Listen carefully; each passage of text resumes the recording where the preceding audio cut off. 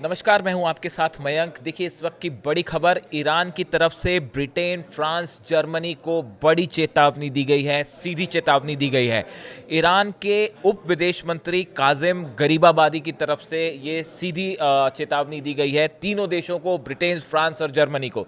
देखिए, हमने आपको बताया था कि कल जो है वो जिनेवा में इन तीनों देशों के साथ, यूरोपीय तीनों देशों के साथ ईरान की बड़ी बैठक हुई परमाणु कार्यक्रम को लेके, न्यूक्लियर प्रोग्राम को लेकर। इस बातचीत में ये ईरान का जो न्यूक्लियर प्रोग्राम है, खासकर यूरेनियम एनरिचमेंट है, इसको लेकर चर्चा होनी थी और ये बातचीत इन देशों के साथ बेनतीजा रही है। बातचीत एक बार फिर फेल हो गई है। हम आपको रिपीट करेंगे, यूरोपियन कंट्रीज़ के साथ जो बातचीत कल हुई है ये बेनतीजा रही। इसमें किसी तरह की किसी समझौते की तरफ बात आगे नहीं बढ़ी। इसके बाद देखिए, 31 तारीख तक डेडलाइन दी गई है। इन तीनों कंट्रीज़ की तरफ से कहा गया है कि अगर 31 अगस्त के पहले ईरान अपने परमाणु कार्यक्रम को लेकर समझौता नहीं करेगा तो ईरान के ऊपर फिर से यूनाइटेड नेशंस के सारे सैंक्शंस, प्रतिबंध फिर से लागू कर दिए जाएंगे। अब इसके खिलाफ ये माना जा रहा था कि ये जो मीटिंग है इसमें शायद कुछ नतीजा निकले, लेकिन ईरान की तरफ से कुछ बातें साफ की गई हैं कि हम इस बारे में कोई समझौता नहीं करेंगे, यूरेनियम इनरिचमेंट को लेकर कोई समझौता नहीं होगा, ईरान अपना शांतिपूर्ण जो न्यूक्लियर प्रोग्राम है उसे जारी रखेगा, उसे नहीं रोकेगा।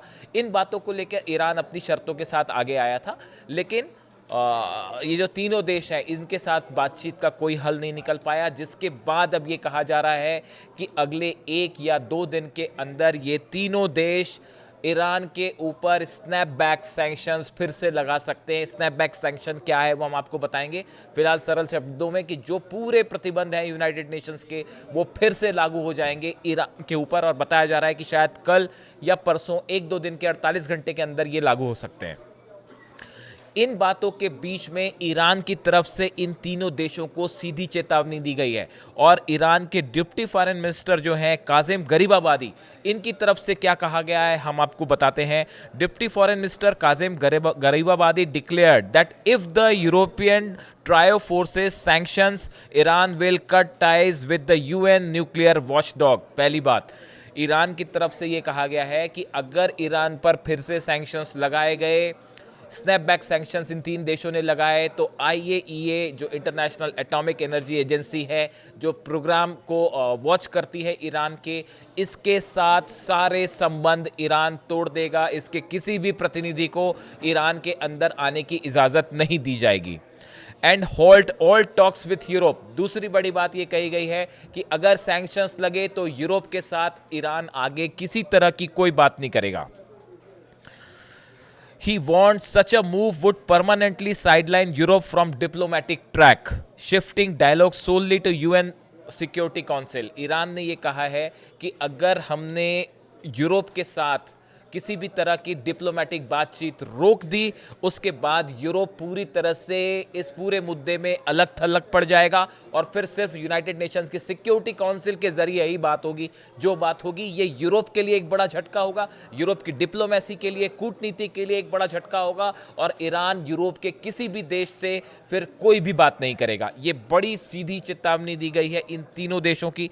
देखिए, इस्माइल बघाई जो है स्पोक्स पर्सन विदेश मंत्रालय की, इनकी तरफ से भी कहा गया है। बघाई said Iran told European countries during a meeting in Geneva on Tuesday that they do not have the right to trigger the mechanism। Iran के विदेश मंत्रालय के जो प्रवक्ता हैं उनकी तरफ से ये कहा गया कि स्नैपबैक सैंक्शंस जो लगाने की बात हो रही है, इसे लगाने का अधिकार इन तीनों देशों के पास नहीं है और उसे गलत तरीके से लगाने की बात हो रही है। देखिए, अब ये बात समझना होगा कि ये स्नैपबैक सैंक्शंस की क्या बात हो रही है। ये जो 2015 में समझौता हुआ था ईरान के परमाणु कार्यक्रम को लेके, इसमें कॉम्प्रेसिव प्लान ऑफ एक्शन जो joint comprehensive plan of action जो बनाया गया था, जिसे JCPOA कहते हैं, इसमें ईरान ने ये कहा था इस प्रोग्राम के बाद कि वो आईएईए को अपने यहाँ आके इंस्पेक्शन करने की इजाज़त होगी। जो न्यूक्लियर प्रोग्राम चल रहा है वो वहाँ पे आईएईए के अधिकारी आके उसको इंस्पेक्शंस कर पाएंगे, और बदले में जो है कई सारे प्रतिबंध जो हैं वो वेस्टर्न कंट्रीज़ ने हटा लिए थे।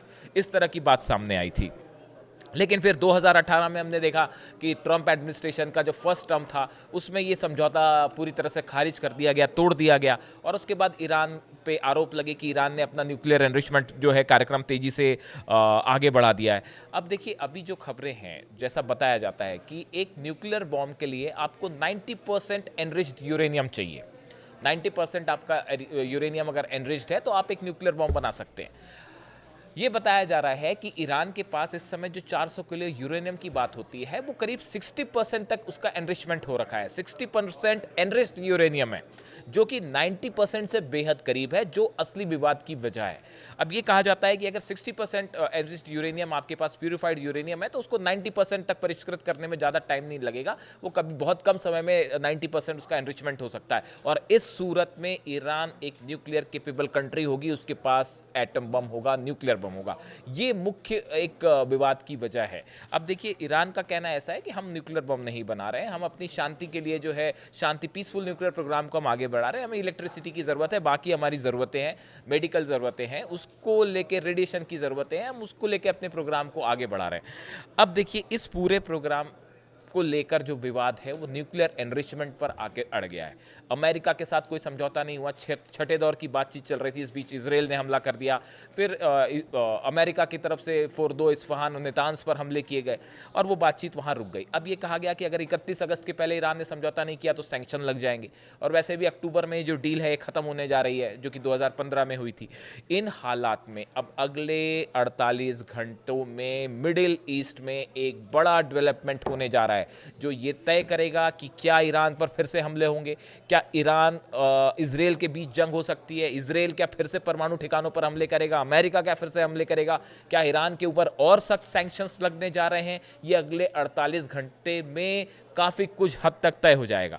देखिए, जो फॉरेन मिनिस्टर है अब्बास अराक्ची साहब ईरान के, इनकी तरफ से कहा गया है, he said recently Tehran was working with its allies China and Russia, who are also parties to the JCPOA, to prevent the sanctions. इनकी तरफ से ये कहा गया कि जो सैंक्शंस लगाने की बात हो रही है, स्नैपबैक सैंक्शंस की, इसके लिए इसको लेकर ईरान, रूस और चाइना से भी बात कर रहा है। देखिए, पार्टी सिर्फ ये 3 देश नहीं है, ब्रिटेन, फ्रांस, जर्मनी का सवाल नहीं है, रशिया और चाइना, इनके द्वारा भी ये कोशिश कर रहा है ईरान की किसी तरह के और प्रतिबंध ना लगे। बल्कि एक खबर तो अभी इस तरह की ये भी आई थी, मैंने अपने व्यूअर्स में को आपको बताया भी था कि ईरान इस बात के लिए भी कुछ हद तक राजी है कि जो एनरिचमेंट लेवल है 60% जो एनरिच्ड यूरेनियम है उसका एनरिचमेंट लेवल कम करने को भी राजी है। क्या इसके लिए यूरोप राजी होगा, क्या इसके लिए अमेरिका राजी होगा? ऐसे कई मुद्दे हैं जिसको लेकर विवाद बना हुआ है। और इस बीच अब ईरान की तरफ से सीधी चेतावनी ब्रिटेन, फ्रांस, जर्मनी को कि अगर आपने सैंक्शंस लगाया, हम सारे डिप्लोमेटिक टाइज तोड़ लेंगे, आपसे किसी तरह की कोई बात नहीं होगी। ये आपके लिए, आपकी डिप्लोमेटिक एफर्ट्स के लिए बड़ा झटका होगा। हम IAEA को ईरान के अंदर नहीं आने देंगे। इस सूरत में ईरान के न्यूक्लियर प्रोग्राम पे किसी की नज़र नहीं होगी, किसी को नहीं पता चल पाएगा कि अंदर क्या हो रहा है। तो इन हालात में अगले 48 घंटे बेहद अहम होने वाले हैं ईरान के ऊपर सैंक्शंस को लेके, और ये जो धमकी ईरान की तरफ से दी गई है, चेतावनी दी गई है, इसको लेकर क्या होता है, इससे जुड़ी जो भी अपडेट होगी हम आप तक पहुंचाएंगे। Thank you so much.